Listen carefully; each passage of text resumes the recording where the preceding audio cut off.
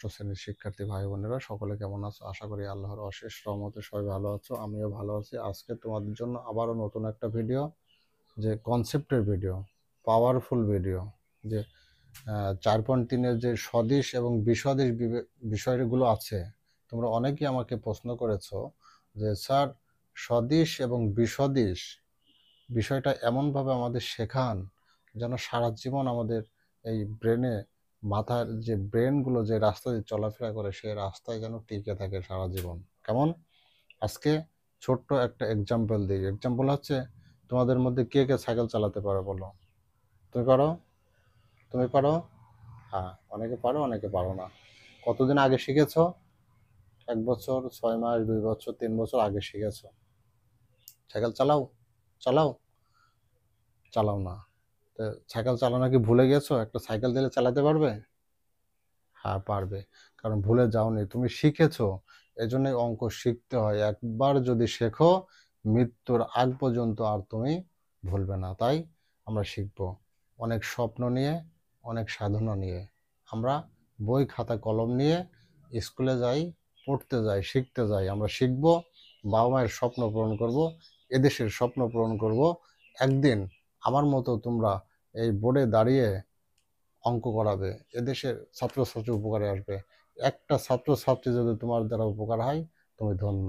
তাই আসি অঙ্কের কনসেপ্ট নিয়ে। বিসদিশ এবং সদিশ বা সদিশ বা বিসদিশ কি, আজকে আমরা কনসেপ্ট নিয়ে শিখব। কেমন? আমি এই অঙ্ক শেখার জন্য একদিকে নিলাম এক্স, অন্যদিকে নিলাম এক্স। কেমন?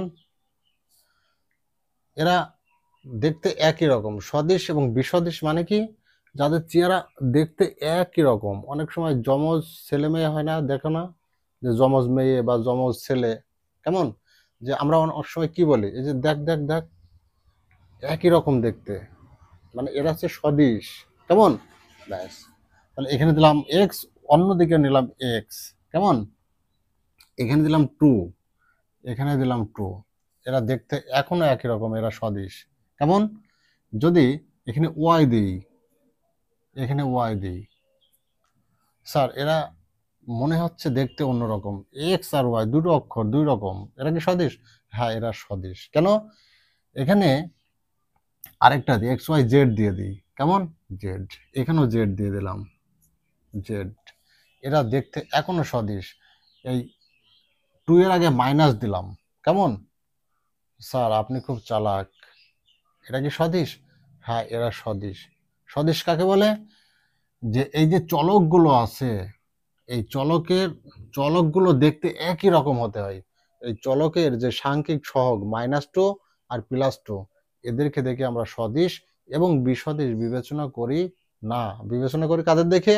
এই চলকগুলোর চেহারা যদি একই রকম থাকে এবং এই চলকের যে পাওয়ারগুলো যদি একই রকম থাকে, তখন তাকে আমরা সদিশ এবং বিসদিশ বলে বিবেচনা করে থাকি। কেমন?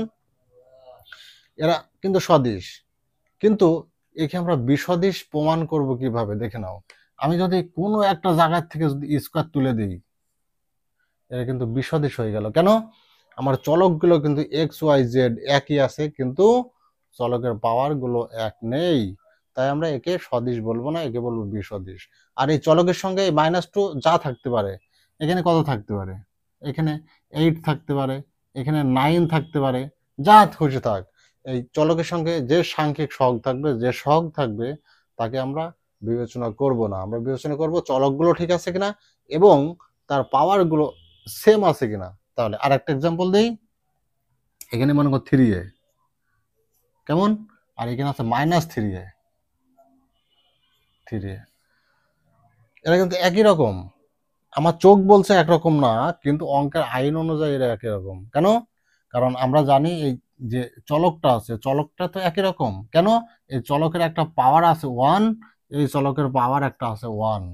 কোনো কিছু থাকলে তার মাথায় একটা পাওয়ার 1 থাকে। কেমন? আর একটা উদাহরণ দিই এই বিষয় নিয়ে, একদম ক্লিয়ার হয়ে যাবে সারা জীবন। আমরা যদি মনে করি একটা এক্স, এক্স এর পাওয়ার হচ্ছে 2। কেমন?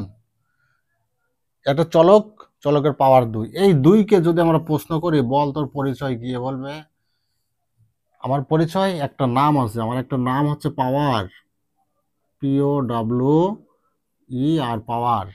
আমি এই এক্সকে আবার যদি প্রশ্ন করি তোর এই এক্স এর পাওয়ারকে যদি আমি আবার প্রশ্ন করি, 2কে যদি প্রশ্ন করি বল তোর আর কোনো পাওয়ার আছে, বলবে হ্যাঁ আমার আর একটা নাম আছে, সেটার নাম কি, ঘাত। 2কে যদি প্রশ্ন করি তোর আর কোনো পরিচয় আছে, হ্যাঁ আর একটা আছে, সেটার নাম আছে সূচক। সূচক কেমন? তাহলে এই চলকের যে পাওয়ার, এই পাওয়ারটাকে আমরা 3টা নামে ডাকতে পারি। কেমন? যেমন আমাদের নাম আছে না, অনেকে ডাক নাম বলে, আমার বাবা একটা নাম দিয়েছে, মা একটা দিয়েছে, দাদুর একটা দিয়েছে, এক একজন এক এক নাম ধরে ডাকে। এই চলকের যে পাওয়ার 2, এই 2কে আমরা এই 3টা নামে ডাকতে পারি। কেমন? সারা জীবন এটা মনে রাখতে হবে।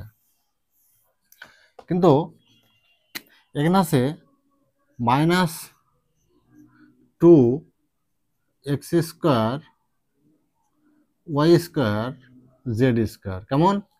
আর অন্যদিকে 3x² y² z²। কেমন? এটা কিন্তু সদিশ। কেন? এখানে -2 আর এখানে 3 আছে, এই 3 দেখে কিন্তু বিবেচনা করবো না, আগেই বলেছি। কিন্তু কিন্তু কিন্তু যদি এখানে যে -3y² মানে x² আর হচ্ছে এখানে z² দিয়ে দাও, এখানে z² দিয়ে দাও, তাহলে -2x² y² z² x y z, এখানে আছে z y x। এটা কি দেখতে একই রকম মনে হচ্ছে না, কিন্তু এরা কিন্তু সদিশ। কেমন? কেন? z² y² x² y² z², এখানে এখানে এরা বসতে ভুল করেছে, কিন্তু ওদের সম্পর্ক কিন্তু ভুল নাই। কেমন?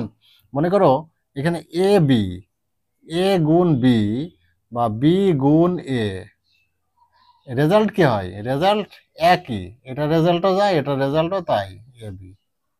আবার আরেকটা উদাহরণ দিই, যে 2 গুণ 3 আবার 3 গুণ 2, এটারও যা রেজাল্ট এটারও তাই রেজাল্ট।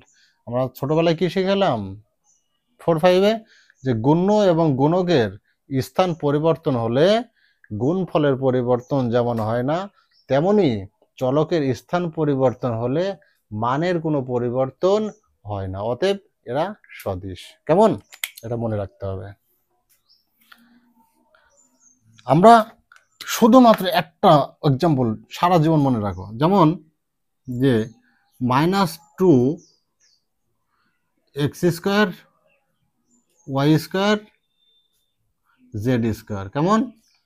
এদিকেও দিলাম যে x² y² z², এখানে -7 দিলাম মনে করো, একটা পদ একটা পদ, একটা রাশি একটা রাশি। কেমন? যে এখানে -2, আমরা এই -2 দেখে -2 এবং -7 দেখে কেন আমরা সদিশ আর বিসদিশ বিবেচনা করি? আমরা করি কি, এই y x y z এই 3টা চলক একই আছে কিনা, এবং এই 3টা চলকের যে পাওয়ার এই z এর পাওয়ার কত, z এর পাওয়ার হচ্ছে 2, তাহলে y এর পাওয়ার স্কয়ার, এই দেখো y এর পাওয়ার স্কয়ার এর 2, x এর পাওয়ার যা x এর পাওয়ারও কিন্তু তাই। কেমন?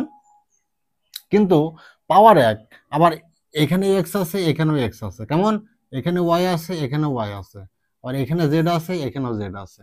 তাহলে আমরা বিবেচনা করব কি, যে পাওয়ার গুলো যদি একই থাকে এবং তার যে ভিত্তি, যে বেজ, যে এক্স ওয়াই জেড এই চলকগুলো এক, এবং চলকের যে পাওয়ার গুলো সেগুলো সেম, এই জন্য আমরা সদিশ এবং বিসদিশ বলে বিবেচনা করে থাকি। কেমন?